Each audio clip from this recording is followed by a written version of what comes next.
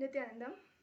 Hi, my name is Ma Nithya Jayananda, and I came across a documentary called My Daughter Joined a Cult, and I thought I should respond to it because that documentary talks about my community where I am living, talks about my spiritual father, talks about my nation, and so I had to tell you all what the real truth is. But before I say anything about it, I need to first ask you a question. Only if you answer this will whatever I say have any value for you. In that documentary, a few women came out and said, with long faces and tears, that we were a cult, they were exploited, they were cheated, and many of you might have felt, oh, maybe that's true, I should stay away from that cult. And when hundreds of women like me are coming out and saying that no, we are a culture, Swamiji Bhagavan Nityananda Paramashivam, the Supreme Pontiff of Hinduism, is reviving the ancient tradition, Sanatana Hindu Dharma, and giving all of us a new life of new possibility, ultimate possibility. And we are absolutely blissful, happy, and joyful here in the Adinam. You say, oh, it's all too good to be true. Maybe they're forced to say something like this. Come on, let's play fair. So am I supposed to think that anything which is said with a long face and fake tears, you will buy it? Am I supposed to think that just like you enjoy all these films with so much of climax and drama and violence, you're going to just sit back and enjoy this whole attack on our community, on my Swamiji, on my master, spiritual guru, and just sit back and watch? That is what those folks thought who made that documentary. That is why they thought they could feed you all that poison. But I don't think you are that. I think you care about the truth. I think that you are sensitive to the truth and you are intelligent enough to find the truth for yourself. So all I ask for is play fair.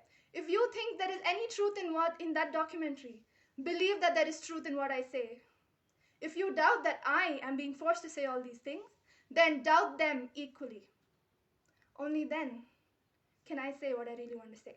So in the next 3 minutes, I will quickly take you through the 3 most important phases of my life, which I spent in Kailasa, the ancient civilizational nation revived by my Swamiji, my spiritual master. My parents left me here and led me to my Swamiji, led me to my Guru, only because they thought that Swamiji is giving me something much more that they could probably never give me through all the luxury education that they could probably provide me in the outer world. What is so special? I'll tell you in very simple words. My first stage of my life, childhood that I spent in the Adinam or in the spiritual community of Kailasa, I used to come here, listen to Swamiji's discourses, take his blessings, and he would give me a handful of peanut and jaggery sweets, and that inspired me to stay on and learn various things like Sanskrit chanting to awaken the brain grooves, like yoga to train the body, like enjoying tasty vegetarian food. And most important of all, Swamiji taught us at the very young age that we are not just a girl or a boy, we are actually consciousness. And that made a huge impact on me, and I did not realize the importance of what Swamiji was teaching me until very recently I spent time with a friend and her child, and that young boy of maybe 9 or 10 was spending the whole time on his iPad wearing big spectacles, crying because his girlfriend had scolded him, celebrating because he had killed his enemy in his virtual game, and he was suffering from food poisoning already because of all the junk he ate. Only then did I think, oh God, what a blessed childhood I had only because of Swamiji. Fast forwarding to my teenage, when I had started to understand spiritual truths better, I started to make friends in the Sangha, in the spiritual community, and we would sit together and discuss about spiritual truths like Swamiji says everything is Brahman, everybody is Brahman. How is that possible? Or when we actually went through some high up and down, we were going through some tough times, then those of my friends would send me some satsang of Swamiji, some quote from his satsang, some technique that he gave as to how I can overcome that depression just in a few minutes.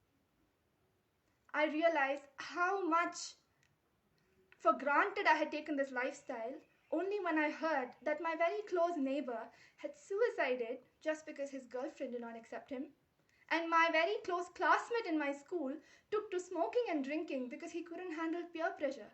I thought, oh God, I did not even imagine such problems in my life only because Swamiji was always there to guide me. Now, I'm a woman and I'm staying in the Adinam, the spiritual community and monastery built by my Swamiji, Bhagavan Nityananda Paramashivam. And here I realized what true woman empowerment is, what true womanhood is.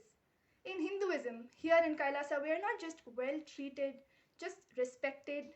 We are here celebrated. The womanhood in us is celebrated. And we are empowered by Swamiji to realize that Parashakti, the ultimate cosmic energy, lies within each one of us.